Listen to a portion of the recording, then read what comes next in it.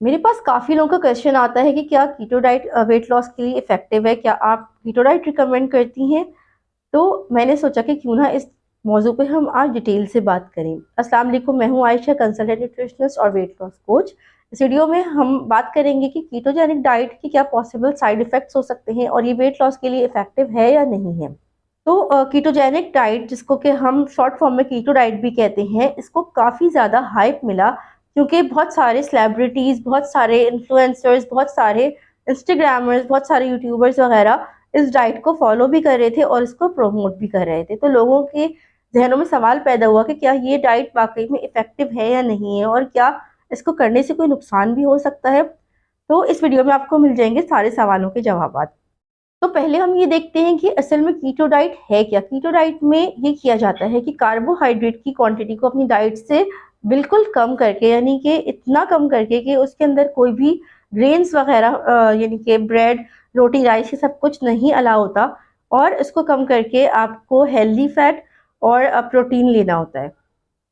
इसकी वजह से ये होता है कि आपके बॉडी में ग्लूकोज की मिकदार आपके ब्लड में बहुत कम हो जाती है और उसकी वजह से इंसुलिन का लेवल भी बहुत डाउन हो जाता है। जब इंसुलिन का लेवल डाउन हो जाता है तो डायबिटीज़ और जैसे कि वेट लॉस का जिन लोगों को इश्यू होता है, वेट लॉस नहीं हो रहा होता बिल्कुल भी, तो वो इश्यू जो है उनको ओवरकम करने में आसानी रहती है।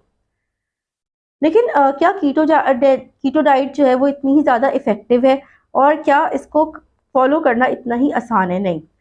मैं जो पर्सनली मेरी राय है वो यही है कि कीटो डाइट को फॉलो करना इतना आसान नहीं है, क्योंकि आपको इसमें एक तो बहुत ज़्यादा प्रोटीन कंज्यूम करना पड़ेगा और बहुत ज़्यादा फैट कंज्यूम करना पड़ेगा, जिसके अंदर के हेल्दी फैट वो काफ़ी ज़्यादा एक्सपेंसिव हो जाती हैं। ये चीज़ें आपकी नॉर्मल बहुत सारी ऐसी चीज़ें जो हम डेली डाइट में ले रहे होते हैं, जो हमारे बॉडी के लिए बहुत ज़रूरी है, वो हमें स्किप करनी पड़ती है। मिसाल के तौर पे हम कोई भी फ्रूट नहीं खा सकते, हम रोटी या राइस नहीं खा सकते, तो जिसकी वजह से डाइट जो है बहुत ज़्यादा रिस्ट्रिक्टिव हो जाती है। मिसाल के तौर पे आप कहीं गए हैं, आपके घर में कोई दावत है या आपकी तबीयत ख़राब है, तो आप किस तरह से कीटो डाइट को मेंटेन करेंगे? और जब आप कीटो डाइट को मेंटेन नहीं करते, कोई ऐसी चीज़ ले लेते हैं जिसके अंदर कार्बोहाइड्रेट बहुत ज़्यादा होता है, तो आपका बॉडी फ़ौरन ही कीटोसिस से बाहर निकल जाता है और फिर आपके ब्लड में ग्लूकोज़ की मिकदार ज़्यादा हो जाती है। तो ये एक बहुत बड़ा इश्यू होता है उन लोगों के लिए जो कि कीटो डाइट कर रहे होते हैं। तो जब हमें कीटोसिस में जाना होता है या कीटो डाइट करनी होती है, तो हमें अपने बॉडी को ग्लूकोज से कीटोन्स पे स्विच करना होता है, और जब बॉडी ग्लूकोज ब्लड में नहीं मिल रहा होता बॉडी को और वो कीटोन्स पे जा रहा होता है, तो उस वक्त जिस्म में बहुत ज़्यादा एक अजीब सी कंडीशन पैदा होती है, जिसको आमतौर पे कीटो फ्लू कहा जाता है। कीटो फ्लू के दौरान आपको हद से ज़्यादा थकावट महसूस हो सकती है, आपका एनर्जी लेवल बिल्कुल लो हो जाएगा, हो सकता है कि आपको नौजिया फील होना शुरू हो जाए, हो सकता है कि आपकी तबीयत में बहुत ज़्यादा घबराहट हो जाए, या आपको बहुत ज़्यादा नींद आना शुरू हो जाए या चक्कर आने शुरू हो जाए। तो क्या होता है कि बहुत सारे लोग इस कंडीशन से परेशान होकर कीटो डाइट को पहले ही स्टेज पर क्विट कर देते हैं। लेकिन अगर आप कीटो डाइट को कंसिस्टेंटली करें और सही तरीके से करें, तो ये सारी जो सिम्टम्स हैं ये कुछ दिन में कम होना शुरू हो जाती है, क्योंकि आपका बॉडी जो है वो फिर बगैर ग्लूकोज के रन होने का आदी हो जाता है। दूसरी जो सबसे बड़ी प्रॉब्लम आती है वो ये है कि कीटो डाइट की वजह से आपका जो गट सिस्टम है, पूरा जो आपका इंटेस्टाइन्स है, उसका जो एक सिस्टम चल रहा होता है वो डिस्टर्ब हो जाता है। या तो आपको बहुत ज़्यादा कॉन्स्टिपेशन हो जाएगा, या हो सकता है कि आपको डायरिया हो जाए। इसकी वजह ये है कि बेसिकली हमने जो जितनी प्लांट बेस्ड फूड्स हैं, फल हैं, दालें हैं, चिकपीस हैं, ये सारी चीज़ें हमने बंद कर दी हुई होती है, तो हमारे जो इंटेस्टाइन्स को प्रॉपरली फाइबर नहीं मिल रहा होता। दूसरी बात ये होती है कि हम फैट बहुत ज़्यादा ले रहे होते हैं, तो उसकी वजह से कभी कभी बॉल मूवमेंट बहुत तेज़ हो जाता है और लोगों को डायरिया स्टार्ट हो जाता है, और कभी कभी बहुत ज़्यादा कॉन्स्टिपेशन हो जाता है। तो इस वजह से भी काफ़ी लोग जो है वो परेशान होकर कीटो डाइट को स्किप कर देते हैं। अब आते हैं कीटो डाइट के तीसरे डिसएडवांटेज की तरफ। अब तीसरी बात ये है कि कीटो डाइट को ना लॉन्ग टर्म में फॉलो करना बहुत मुश्किल होता है, क्योंकि आप जब व्हीट फ्लोर नहीं खा सकते, आप चावल नहीं ले सकते, तो आपको जो है ऑल्टरनेटिव ढूंढने पड़ते हैं। कोकोनट फ्लोर लेना पड़ता है, एलमंड फ्लोर लेना पड़ता है। अब ये सारी चीज़ें जो है ना, वो इनको मुस्तकिल आपने स्टॉक करना होता है, काफ़ी आपको एक्सपेंसिव भी पड़ सकता है। फिर ये होता है कि इस पे आपको कहीं भी जाना आना हो रहा है आपका, तो फिर आप इसको मेंटेन नहीं कर पा रहे होते, तो ये एक सस्टेनेबल डाइट नहीं है। फिर क्या होता है कि क्योंकि इसमें बहुत ज़्यादा रिस्ट्रिक्शन है, तो आमतौर पे लोग 2-3 महीने के बाद तंग आके इसको छोड़ देते हैं। तो जब कीटो डाइट को छोड़ देते हैं ना, तो ये होता है कि आपका मेटाबॉलिज्म बहुत ज़्यादा डिस्टर्ब हो जाता है। जब आप कीटो डाइट छोड़ते हैं, क्योंकि आपने काफ़ी दिन से रोटी और राइस नहीं खाया हुआ होता, तो आप उसको बहुत ज़्यादा अमाउंट में लेने लग जाते हैं।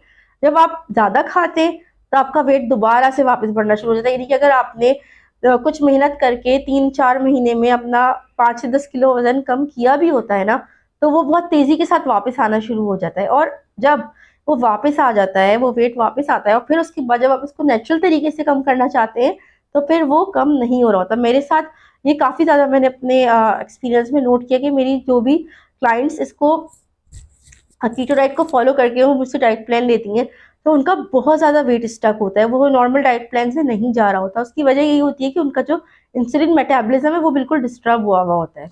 नॉर्मल जब आप डाइट कर रहे होते हैं, तो उसमें ये भी एक आसानी होती है कि आप जो है कभी कभी एज अ ट्रीट आपको डेजर्ट ले सकते हैं, आप आइसक्रीम खा सकते हैं, कोई चॉकलेट खा सकते हैं, केक खा सकते हैं, कोई भी चीज़ ले सकते हैं।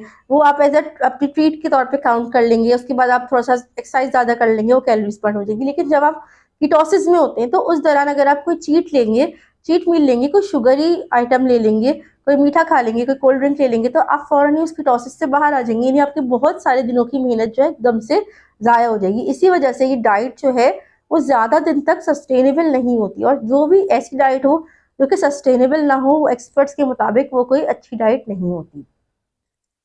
डाइट हमेशा वही अच्छी समझी जाती है जिस पर आप ज़्यादा अरसे तक, लॉन्ग टर्म तक कायम रह सकें। या दूसरे लफ्ज़ों में मैं ये कहूँगी कि हेल्दी ईटिंग, जिसके अंदर कि आपको सारे फूड ग्रुप्स इंक्लूडेड हो, यही सबसे बेहतरीन तरीकाकार है वजन कम करने के लिए। कीटो डाइट का एक ड्रॉबैक ये भी है कि शुरू शुरू में ना इसमें बहुत तेज़ी से वेट कम होता है, क्योंकि आपका जो बेसिकली बॉडी में वाटर वेट है वो कम हो रहा होता है, जबकि लोग समझते हैं कि फैट कम हो रहा है, लेकिन दर हकीकत वो फैट लूज नहीं हो रहा होता, बल्कि आपका वाटर वेट कम हो रहा होता है। तो फिर जब थोड़े दिन तक करते हैं, बहुत तेजी के साथ वेट लूज हो जाता है, लेकिन फिर जब प्लेट्यू आ जाता है, यानी कि वेट लूज होना बंद हो जाता है, तो उस वक्त जो है वो एक बहुत मुश्किल हो जाती है, और बहुत सारे लोग इस स्टेज पर आकर डिमोटिवेट हो जाते हैं और कीटो डाइट को छोड़ देते हैं।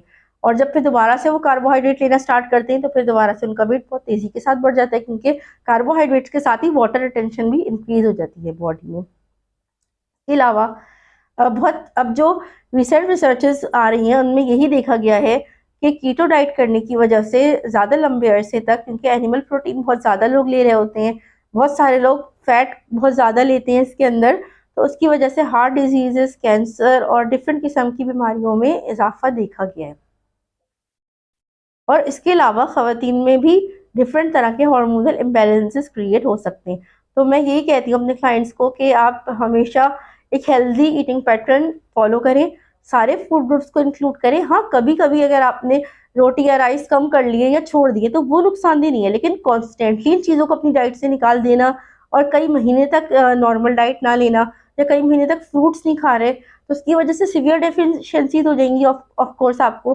तो ऐसी कोई भी डाइट नहीं करें, बल्कि हमेशा हेल्दी ईटिंग करें, सब कुछ मुनासिब मिकदार में खाएं। हाँ, जंक फूड अवॉइड करें, जंक फूड भी कभी कभी ले लें, कोई ऐसी बात नहीं है। महीने में 1-2 दफ़ा कोई भी चीज़ लेने से नुकसान नहीं देती। रोज़ रोज़ अगर आप जंक फूड लेते हैं तो यकीनन वो आपको ज़रूर नुकसान देगी। तो अपनी ज़िंदगी में मॉडरेशन पैदा करें, एक हेल्दी लाइफ स्टाइल अडॉप्ट करें, तो और आपको इस किस्म की कोई भी बेकार डाइट करने की ज़रूरत नहीं पड़ेगी। तो ये था मेरी जितनी मेरे पास मेरी रिसर्च थी, जितनी मेरी ऑब्जर्वेशन थी कीटो डाइट के बारे में, वो मैंने आपको बता दी। अगर ये वीडियो आपको पसंद आई है तो इसको लाइक करें, मुझे कमेंट करके ज़रूर बताएं कि क्या आपके ख्यालात हैं इस बारे में, या आपने कभी अगर कीटो की है तो आपका एक्सपीरियंस कैसा रहा, आपको क्या अच्छा फील हुआ, आपके बॉडी में कोई पॉजिटिव चेंजेस आए हैं या नेगेटिव चेंजेस आए हैं, तो मुझे ज़रूर बताइएगा कमेंट करके। और अगर आप मुझसे रब्ता करना चाहते हैं तो फेसबुक और इंस्टाग्राम के थ्रू कर सकते हैं। अल्लाह हाफिज़।